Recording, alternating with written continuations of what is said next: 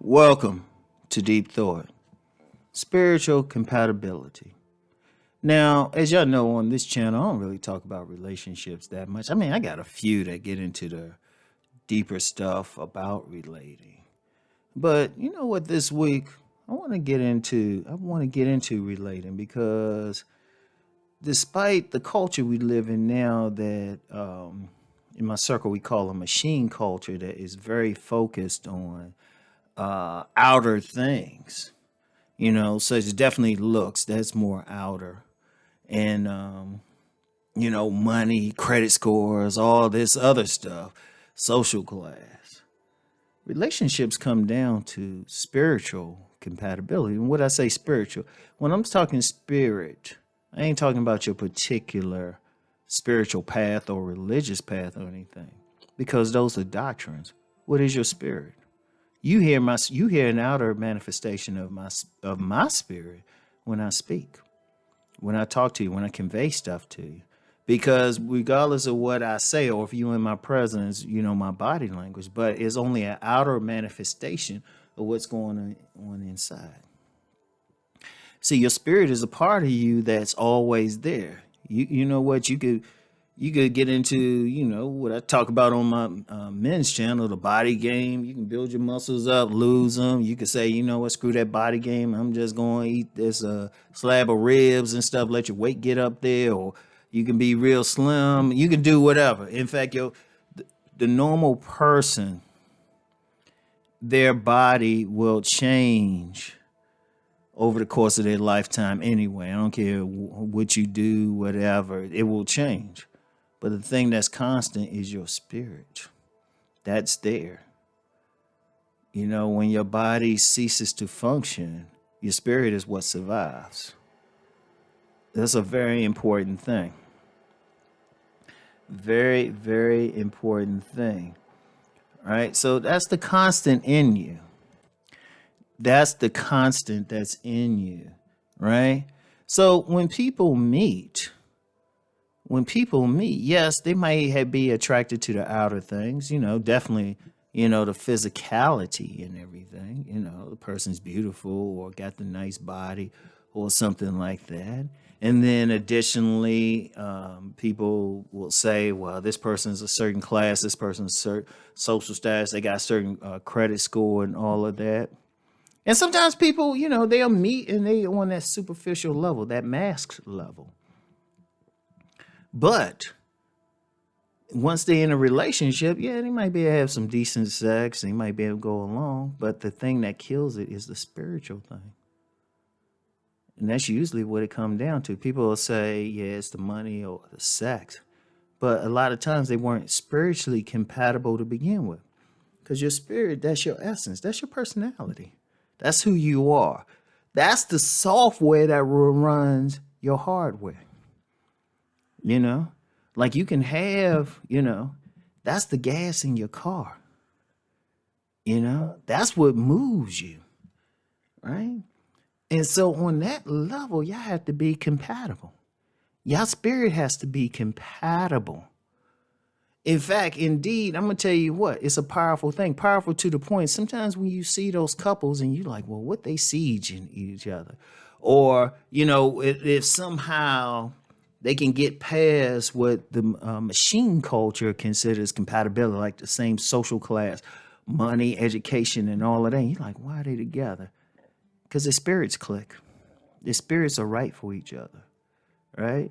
And everybody has a distinct spirit. I mean, and you can actually break these spirits down into different personality types and stuff. Indeed, even on a westernized personality test is really just testing your spirit. And when I say spirit, it could be, you could have a certain temperament, right? You can have a certain temperament, or in many indigenous cultures, they'll break down a personality types into elements. Also they'll do that they've done that in certain cultures in West Africa, all over Africa, Asia, South Pacific, any culture that still practices the indigenous teachers, no matter how they might have that TV, but they still like look at stuff. They understand that. Indeed, and I've talked about this before on here, that spirit thing even applies to different races and everything.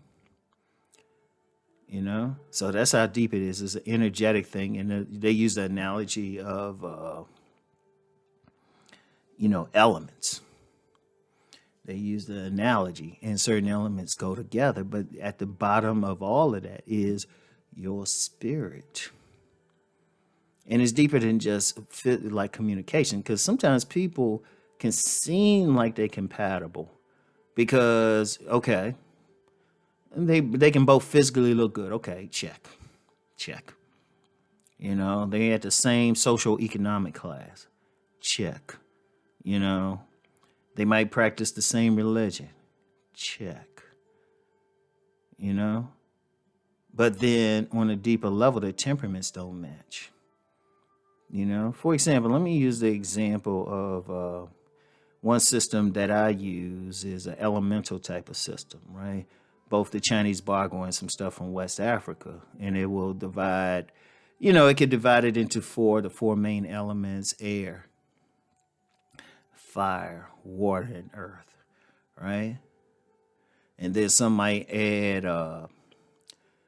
something like metal or wood, Now, here's the thing.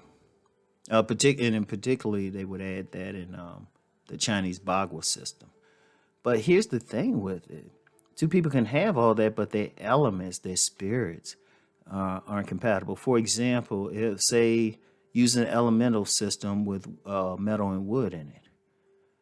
If someone has a more wood type of spirit, and that type of spirit is more arousing, more growth. Think about the analogy of a tree. What does a tree do? It grows, it can shelter, it got a lot. But then you have metal. Metal is more refined, it can cut. Sometimes they like, we don't get along. We can't deal with each other. But then if you add another element in earth, sometimes metal and earth can get along. If they type of spirit. Now, in the real world, the earth type is that type that can really, it can take a lot. It's a nurturing type of energy. Down to earth, when they say down to earth, that type of energy that can get along. The metal type is more refined. It cuts, They can actually, that general energy can like deal with each other, right? But if you say metal and fire, metal melts in fire. They don't really deal well with that type of energy, right? But then the fire could deal more with earth, because everything, if you burn something, it falls to the earth, right? That type of spirit. Now, I know this might seem over someone's heads, but then if don't look at it in a left brain way, but look at it in a right brain way. Think about what the analogies mean. Like one more example. If you have a water type of spirit, and if in general that type of spirit can adapt. Like you put water in any container, it adapts to the container. It can flow. But what does it do if it comes across fire? It puts it out. It puts it out. And there's a deeper element for people familiar with it. There's a deeper thing with that. And I've done some stuff on it, but yeah, in this particular time, there's something elemental with everything going on there. But I don't want to get into that here. But everything, and also too, I'm just using that as an analogy because it still come down to the compatibility. Are y'all spiritually compatible when you deal with someone? If you take away the physical attraction for each other, like you like each other's physical looks, if you take away your financial position, you take away the social class, all the artificial, when you are in front of each other naked and your eyes are closed, you can't see the person. You're not turned on. Would you want to deal with them? Do you feel good in that person's presence? That's when you know that you're truly spiritual compatible. Compatible, yes. It's truly spiritually compatible. Okay, I finally said it right. So anyway, I want y'all to think on that. And think on that. All right? So anyway, that's all I got for now. Peace and blessings.